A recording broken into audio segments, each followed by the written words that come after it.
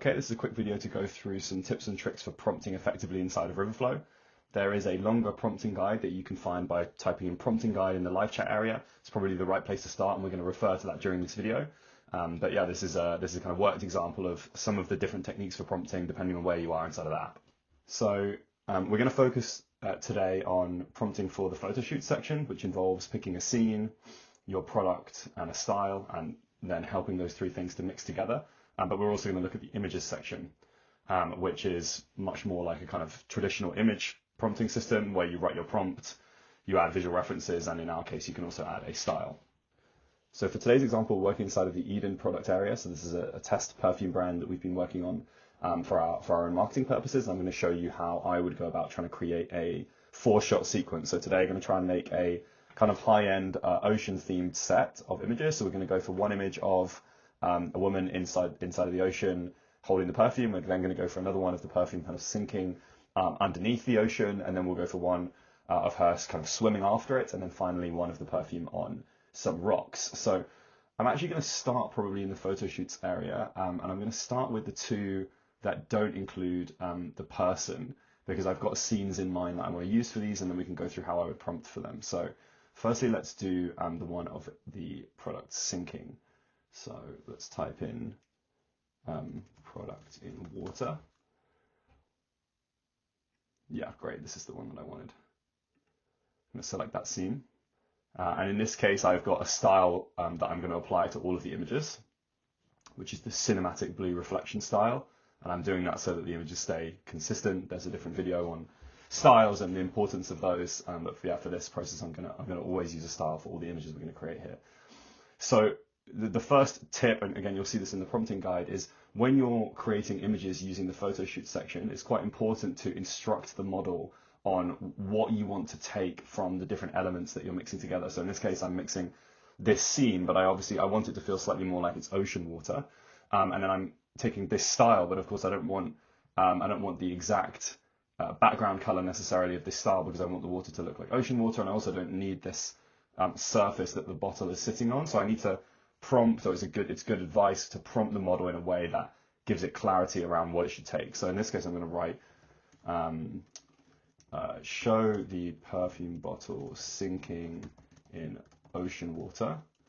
You must use the composition of the scene. You must make the water look like ocean seawater. You must use the lighting from the style. You must not override the scene composition with anything from the style. And then I would lastly write something like, you must keep the product exactly as per the reference image. Do not change the label, details, or product dimensions. Now you can see here there's a couple of things just to call out. Firstly, I'm capitalizing the word must. This helps to just reinforce things that I want to show. Secondly, you'll also see here that I'm not really writing an image prompt, so to speak. I'm kind of more writing like an instruction to the model on how to mix these things together. Now you can do both inside of the system. You can write an elaborate image prompt here. So to some extent, we could just get an LLM to read the prompting guide, which we're going to come to in a second, and write you a kind of perfect prompt. And maybe actually in this video, we'll show you an alternative of what that would look like. But because this scene itself is already so perfect for the vision of what I want, I don't feel the need to do that. Instead, I just need to kind of nudge the model in the right direction by providing this kind of clarity here. So now I'm gonna go ahead and generate, and I'm going to generate 4. And for this example, I want them to be in portrait because I'm doing this for Instagram, so 4:5, and I'm going to go ahead and generate. While we're waiting for those to load, I'm going to quickly show you how to find the prompting guide within Riverflow. So I'd open the side nav, I'd click on support, now I'd click help, and I would simply type in prompting guide, and you should see, here we go, an entry come up. And here is a very detailed prompting guide, either that you can read yourself, or as I'm going to do in this video, and I would probably recommend, you can copy paste into an LLM of your choice. So in this video, I'm going to use Claude and ask the LLM basically to follow this prompting guide. Now, I think one of the key things that you'd want to do for the LLM is make it clear when you're generating in the Photoshoots area, as I discussed, that's where you're mixing together the scene, the style, and a prompt, versus when you're generating it from the images section. So for now, I'm going to copy paste this. I'm going to copy it. I'm going to come over into Claude, and I'm going to say, I want your help creating image prompts for Riverflow AI.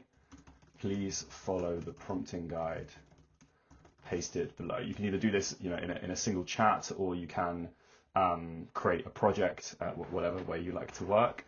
And I think I'm going to say I would like to start by creating a prompt for the Photoshoots section of the app that helps me to create an image of my perfume standing on an oceanside rock with sea spray coming up around it.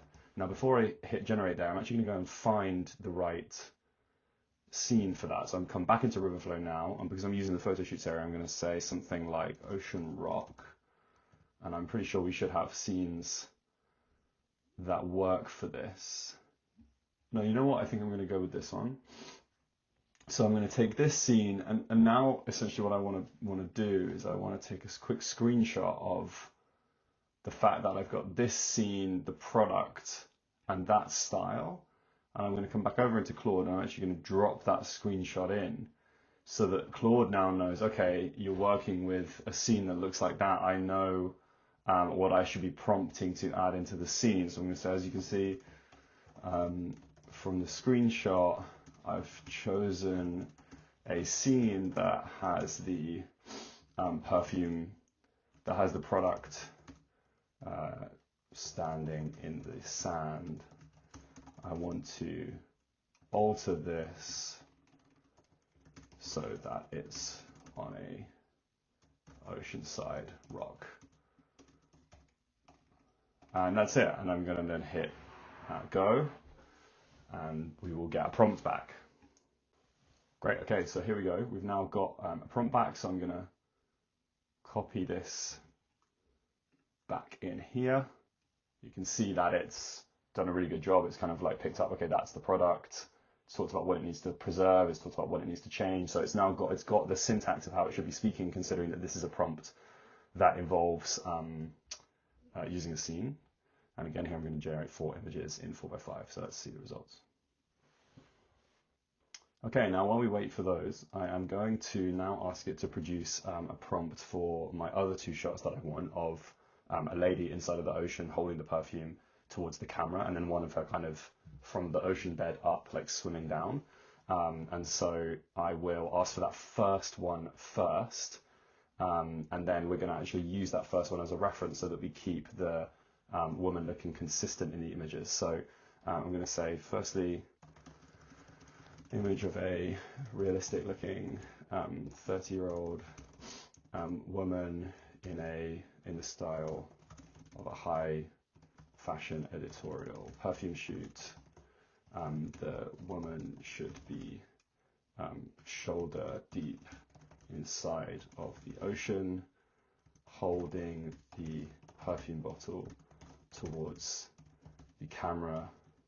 Her facial expression should be intense and show her with wet hair. As an example, like something like that will be sufficient. And what's important then is I'm also going to say this is inside the images section of the app. So there is no base scene here. Off we go. Okay, we have our prompt. So I'm going to copy that. We're going to go now into the images section of the app. I'm going to drop that in, and here I'm going to add my product reference and also our same style. And again here, we're going to go 4x5, 4 images.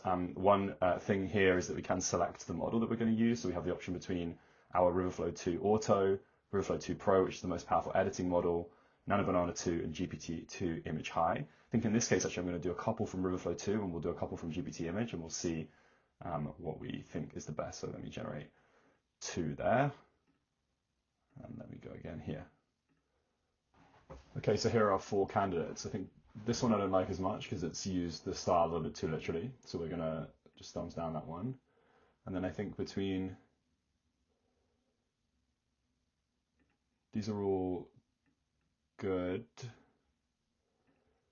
but I think I'm probably the biggest fan of this one. It looks the most realistic. So we're going to go ahead and use this one now. So I'm going to actually download this one because we're going to now use it as a reference in the next generation. So I come back to Claude and I say, now create me a prompt showing the same lady.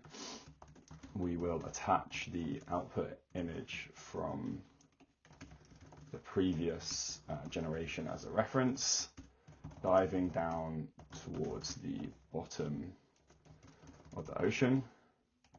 We will also use an ocean image as a reference. We can use the one of our product sinking through the ocean, so the ocean kind of looks the same. The camera should feel like it's on the ocean floor and be pointed upwards towards the lady swimming down towards the ocean bed. She should be, I think that's enough detail for now, and let's see how that prompt comes out. Great, we're going to copy that prompt, come back to the image section, and now we're going to add our visual references. So firstly, we're going to add the visual reference of the lady, which is here, and then secondly, we're going to add our ocean visual reference that was just been generated earlier, which is there.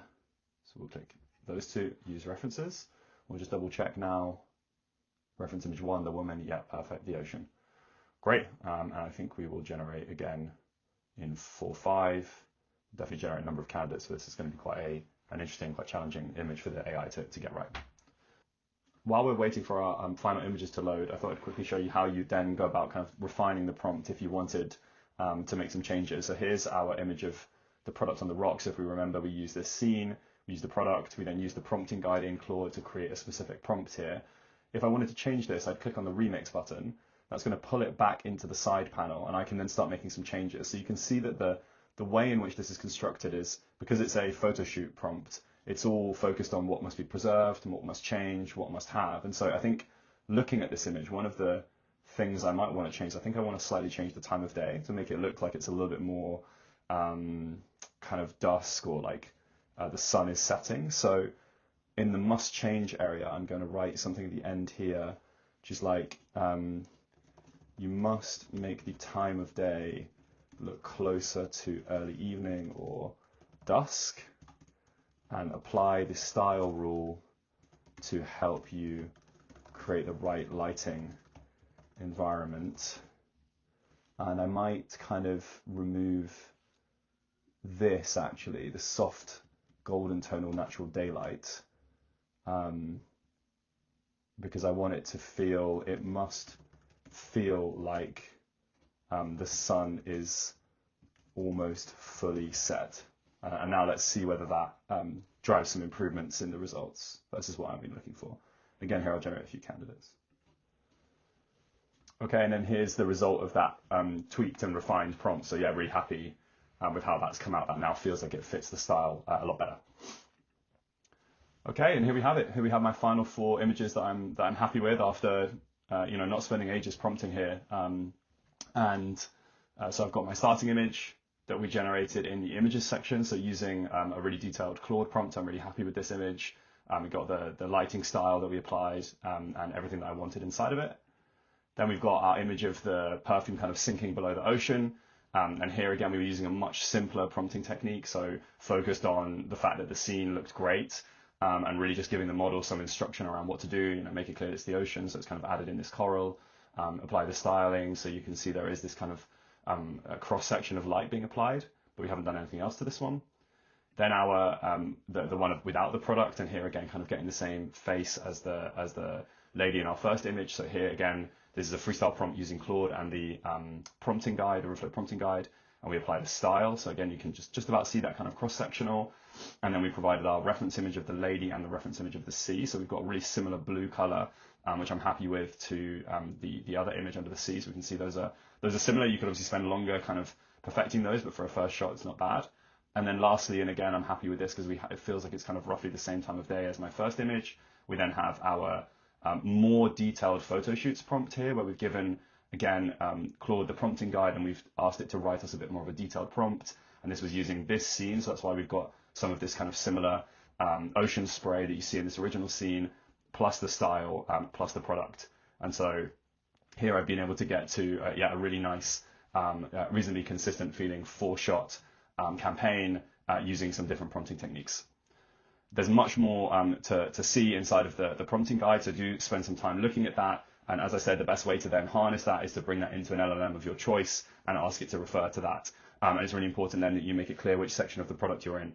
So that's it for a kind of overview of how to prompt more effectively inside of Riverflow. There are lots of other tips and tricks. If you ever have questions, reach out to our team, but hopefully you found that really useful.